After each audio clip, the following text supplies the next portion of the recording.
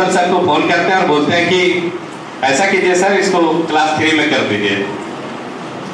घर की स्थिति काफी खराब थी, बुक लिया गए थे, ड्रेसेस सारे हो गए थे, तो उस समय 1-1,500 भी हमारे लिए काफी मायने रखता था, तो हम ड्रॉप आउट नहीं कर सकते थे। तो सर क्लास 2 से हमें हाथ पकड़कर क्लास 3 में ले जाते हैं, कुछ नहीं बोलते हैं, बस क्लास 3 में ले जाने के बाद वहाँ बैठाते हैं, बोलते हैं बेटा इस वक्त तुम टारगेट में हो। मन में और भी डर, लेकिन निरंतर चीजों को, इंग्लिश को समझने का प्रयास किया, सब्जेक्ट को समझने का प्रयास किया और काफी लगन से मैं लगातार पढ़ाई किया और 3 का रिजल्ट आता है, क्लास में मैं टॉप करता हूँ। सर अपने मन से ही क्लास 5 में अपने आप कर देते हैं। 5 का रिजल्ट आता है, उसमें भी मैं टॉप करता हूँ, सर अपने आप फिर से 7 में कर देते हैं। 7 का रिजल्ट आता है, फिर से मैं टॉप करता हूँ और क्लास 9 में मेरी एडमिशन हो जाती है। तो इस तरह से जो मैं 5 क्लास से जो पीछे चला गया था, मैं फिर से उस क्लास को मेंटेन कर लिया। क्लास 9-10 मेरे फिर से जैक बोर्ड से मैं परीक्षा देता हूँ और 2014 में, और मैट्रिकुलेशन गांव के ही एक बगल में ही हाई स्कूल गरी कला है, वहाँ से रजिस्ट्रेशन थी, वहीं से मेरी मैट्रिकुलेशन पूरी होती है। और फिर से चैलेंजेस था गांव से बाहर निकलने का, घर की स्थिति काफी खराब, लेकिन मैं पुनः अपने माता पिता को धन्यवाद देता हूँ कि उतनी दयनीय स्थिति होने के बावजूद भी एक कदम पीछे नहीं हटाया और निर्णय लिया कि हजारीबाग तो कम से कम पढ़ने के लिए भेजा जाए। 2014 में मैं हजारीबाग आया, मार्कम कॉलेज ऑफ कॉमर्स में मेरी एडमिशन होती है इंटरमीडिएट में, वहाँ से ही इंटरमीडिएट की पढ़ाई कंप्लीट होती है। और इंटरमीडिएट के बाद मन में कई तरह की बातें चल रही थी कि आगे क्या किया जाए, तो भैया साथ में मेरे रहते थे, तो बोले कि केमिस्ट्री ऑनर्स ले लो, झारखंड में रेंजर का फॉर्म आता है, इस तरह का बात बोले थे, तो अभी जो आया भी है, तो हम केमिस्ट्री ऑनर्स ले लिए। पढ़ाई चल रही थी, लेकिन उतना मेरा रुझान नहीं उस तरफ पूरा हो पा रहा था। ऑनर्स पूरी हो रही थी, नंबर भी, मार्क्स भी ठीक ठाक आ जा रहे थे, क्योंकि मैं सिलेबस को, जो भी सिलेबस पढ़ता था, काफी सिलेबस को पहले अच्छे से ये देखता था कि इसमें क्या डिमांड कर रहा है, तो केमिस्ट्री भी ठीक ठाक से पूरी हुई, लेकिन मेरा रुझान उस तरफ नहीं था। उसी समय से मैं हिस्ट्री, ज्योग्राफी, इकोनॉमिक्स, ये सारे पेपर को मैं अध्ययन कर रहा था और एक तरह से मेरा सिविल सर्विसेज का जो बैकग्राउंड है वो तैयार होता चला जा रहा था। मुझे इस बात का अंदाजा भी नहीं था। इस बीच कई एग्जामिनेशन देने का मौका मिला, ग्रेजुएशन भी पूरा हो जाता है 2019 में, एमएससी में फिर से मैं एडमिशन ले लेता हूँ। 2-4 महीने क्लास रिव्यू में जाता हूँ, लेकिन क्या होता है मेरे साथ, क्लास 10 बजे से शाम 5 बजे तक करके जब वापस रूम लौटता था, एक छोटे से कमरे में रख कर पढ़ाई करता था, तो लगता था कि आज दिन भर में मैंने कुछ सीखा ही नहीं, मुझे खुद में सेटिस्फैक्शन नहीं मिल रही थी। 4-5 महीने क्लास करने के बाद मैं एमएससी ड्रॉप कर दिया और मैं उस बीच कई सारे झारखंड के प्रतियोगिता परीक्षा, रेलवे के प्रतियोगिता परीक्षा में भी मुझे सफलता मिली थी। और एक फॉर्म आया था 2019 में, एग्जाम हुआ था एक्साइज कांस्टेबल और स्पेशल ब्रांच का, वो एग्जाम हो चुका था और उसमें मेरा काफी अच्छा मार्क्स था। उस समय था कि बस कोई जॉब ले लेना है, घर की भी स्थिति वैसे ही थी। उस बीच मेरे भैया का 2017 के झारखंड पुलिस के बैच में वो ज्वाइन कर चुके थे, तो थोड़ा सा घर में फाइनेंशियल स्टेबिलिटी आ चुका था। तो उस एग्जाम में मेरा काफी अच्छा मार्क्स रहता है एक्साइज कांस्टेबल स्पेशल ब्रांच में, लगता है कि अब मेरा जॉब हो जाएगा, बस यही सोच था। गवर्नमेंट चेंज होती है और वो परीक्षाएं सभी कैंसिल कर दी जाती है और वही एक तरह से मुझे जेपीएससी की तरफ धकेला। कोविड का पीरियड होता है और उसी समय सर से जुड़ने का मौका मिला। यूट्यूब पर क्विज की प्रतियोगिता होती थी और उसमें छोटे छोटे प्राइज रखे जाते थे 100-100 रुपए के, और उसमें मैंने काफी सारे प्राइज जीते। सर का क्वेश्चन आता नहीं था और मेरे तरफ से बस जवाब। तो ऐसे मेरा तैयारी बैकग्राउंड, जो तैयारी पहले से जो बैकग्राउंड बन रहा था, मुझे अंदाजा नहीं था, लेकिन मैं काफी मेरा बैकग्राउंड बन चुका था। और कोविड के टाइम जब मैं घर गया, सर से लगातार जुड़ा रहा, जेपी जैन सर से, और मैं घर में रहकर उस समय को थोड़ा भी बर्बाद नहीं किया। घर में दिन भर के पढ़ाई करता रहा और उसी समय 2021 में आता है 7th जेपीएससी का फॉर्म। मैं अप्लाई करता हूँ। मुझे जेपीएससी का कुछ अंदाजा तक नहीं होता है, जेपीएससी का सिलेबस तक नहीं पता होता है, बस इस अंदाजे से फॉर्म भरा था। एक बार मैं प्रीवियस ईयर को लगाने का प्रयास किया और उसमें पीटी का जब क्वेश्चन अटेम्प्ट किया तो मेरा 60% के आसपास मार्क्स आता है और मैं पता करने का कोशिश किया कि कट ऑफ कितना जाता है, तो कट ऑफ था 53%। तो मुझे आत्मविश्वास जगा कि किया जा सकता है, किया जा सकता है। और मुझे ये भी मालूम नहीं था कि इसमें नेगेटिव मार्क्स नहीं होता है। तो मैं फॉर्म भरा, अपनी पूरी एनर्जी पोटेंशियल के साथ मैं पीटी का तैयारी किया, अच्छे से एग्जाम दिया। एग्जाम देने के बाद आप सभी को पता होगा 2 पेपर होते हैं, 200 क्वेश्चन पूछे जाते हैं और उसमें मेरा 140 अप्रॉक्स क्वेश्चन मैं सही करके आया। कुछ सीनियर सर से मैं बात किया, वो बोले कि हम बोले सर नहीं हो पाएगा मेरा, क्योंकि क्वेश्चन तो काफी आसान थे, 170-80 करने लायक था, हम तो 140 करके आए हैं, मेरा हो ही नहीं पाएगा। बोले नहीं, ये 140 बहुत अच्छा मार्क्स है आपका, हो जाएगा। अगले दिन से आप मेंस का तैयारी शुरू करें।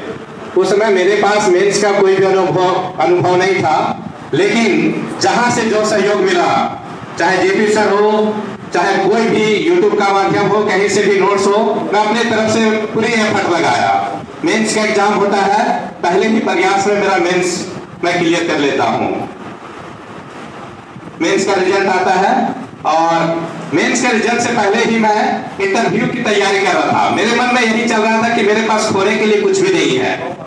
इंटरव्यू की तैयारी में प्रारंभ कर चुका था। उस समय से ही जेपी सर हमारे लिए काफी निस्वार्थ भाव से इंटरव्यू की तैयारी भी करवा रहे थे और जेपीसी का जब रिजल्ट आता है तो उसमें मेंस का रिजल्ट मेरा हो जाता है। इंटरव्यू देते हैं, लेकिन इंटरव्यू देने के बाद जिस रात को रिजल्ट आती है, फाइनल रिजल्ट आता है, मेरा सिलेक्शन नहीं हो पाता है। मैं घर में रहता हूँ, मेरे माता पिता घर में रहते हैं, रो रो के पूरे परिवार का बुरा हाल होता है कि एक अच्छा अवसर था, यहाँ तक पहुँचने के बाद अब फिर से शून्य से शुरुआत करना होगा।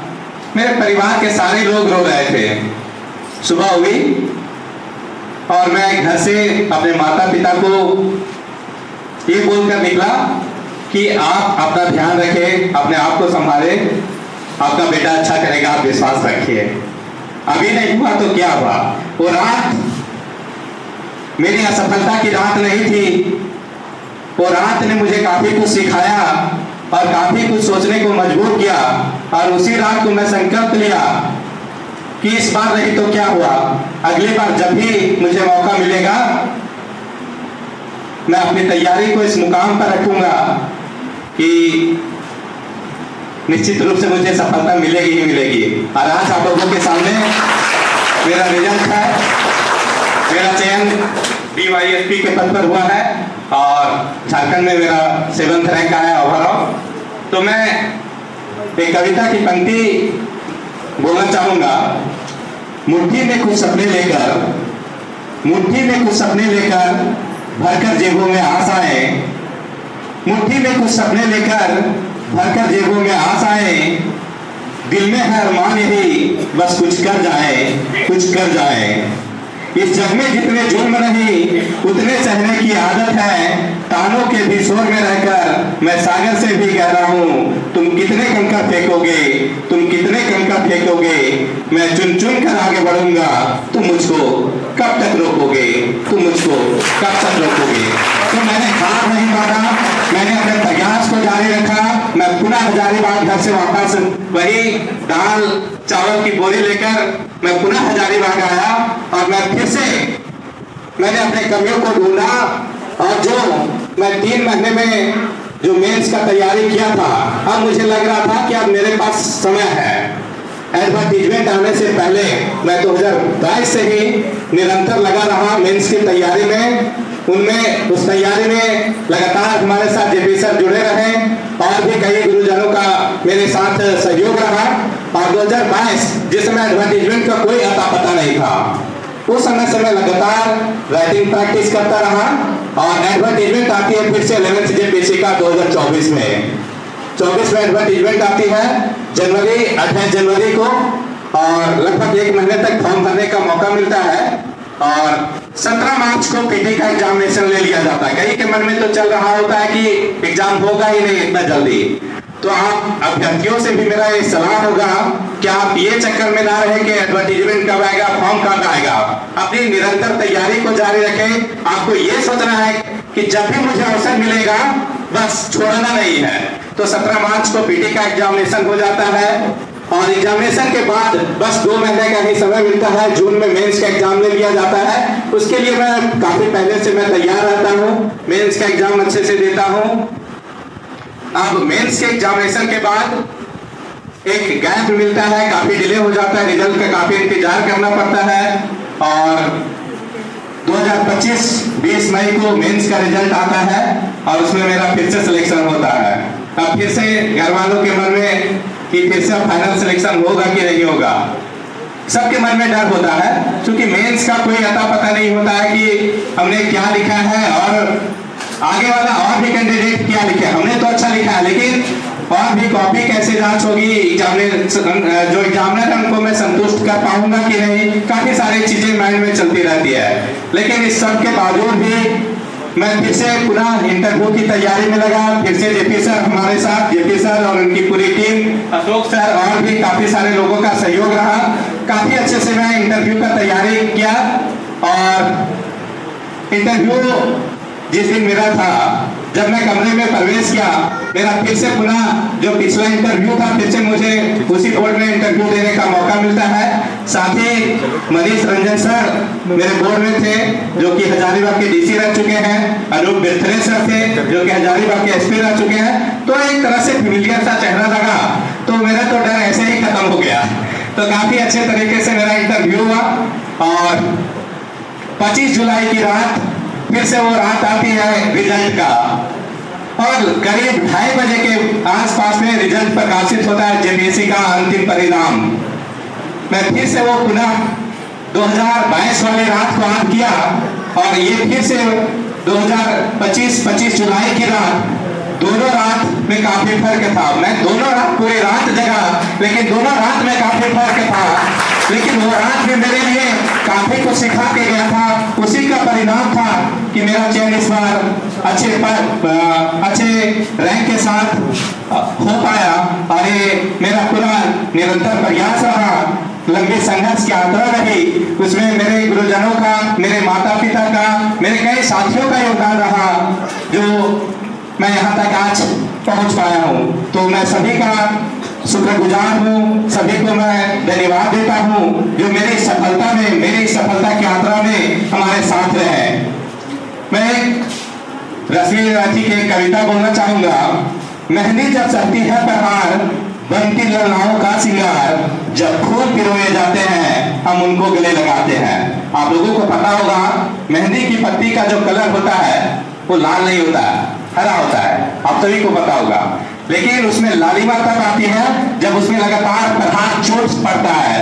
तो आपको भी निखरने के लिए चोट सहना पड़ेगा, कड़ी प्रयास, निरंतर प्रयास करना होगा। आप में भी लालिमा आएगी, आप एक दिन ऑफिसर होंगे, आप एक अच्छे अधिकारी बनेंगे।